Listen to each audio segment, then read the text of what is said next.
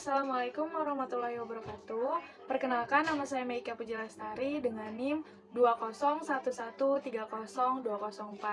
Saya lahir di Munjul dan hobi saya yaitu jalan-jalan. Jelaskan menurut pendapat Anda apa yang dimaksud dengan ijtihad.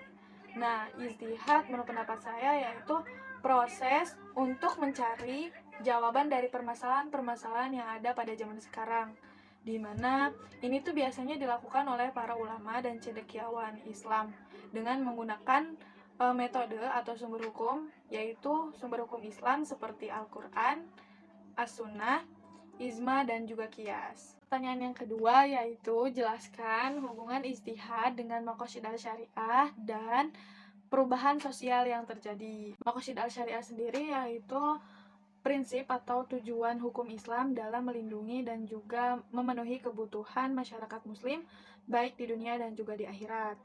Nah, adapun prinsipnya sendiri yaitu ada 5. Yang pertama yaitu untuk menjaga agama, yang kedua yaitu menjaga jiwa, yang ketiga yaitu menjaga keturunan, keempat yaitu menjaga akal, dan yang kelima yaitu menjaga harta. Nah, hubungannya yaitu perubahan sosial yang berlaku pada masyarakat muslim ini juga akan berdampak bagi perubahan hukum yang berlaku gitu. Sehingga para ulama atau para cendekiawan muslim dalam melakukan ijtihad itu harus sangat memperhatikan betul maqasid syariahnya. Nah, jadi maqasid syariah di sini yaitu menjadi pedoman bagi para ulama dan juga para cendekiawan muslim untuk menjawab permasalahan-permasalahan yang ada dengan tetap tujuan pada prinsip-prinsip dasar hukum Islam, agar nantinya jawaban yang dihasilkan itu bukan hanya relevan dengan permasalahan yang terjadi pada sekarang, tetapi dengan aspek sosial, aspek kemanusiaan, dan juga sesuai yang pastinya dengan maqasid syariah atau hukum Islam. Nah, pertanyaan yang ketiga yaitu jelaskan asas-asas muamalah yang terkait dengan bidang ekonomi dan bisnis Islam. Nah, ada 7 asas muamalah yang terkait dalam ekonomi dan juga bisnis Islam, yaitu asas yang pertama yaitu asas muamalah al-adl atau asas keadilan. Nah, prinsip ini tuh sangat menekankan pada keadilan dalam setiap transaksi, misalnya yaitu jujur dalam melakukan pembelian atau jujur dalam melakukan segala transaksi gitu. Yang kedua yaitu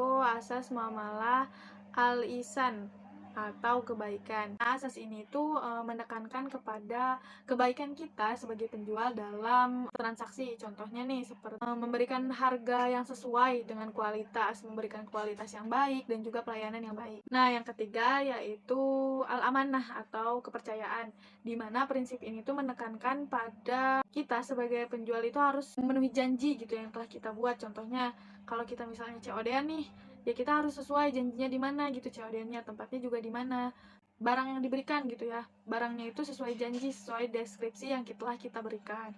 Yang keempat yaitu al-masalah atau kemaslahatan. Nah, prinsip ini itu menekankan pada setiap transaksi yang kita lakukan itu bukan hanya kemaslahatan bagi seorang penjual dan juga pembeli saja, tetapi juga harus maslahah bagi masyarakat umum. Contohnya nih, barang yang kita jual itu nggak boleh membahayakan baik diri kita atau penjual dan pembeli maupun masyarakat umum. Nah, prinsip yang kelima itu yaitu asas mudharabah atau kerjasama.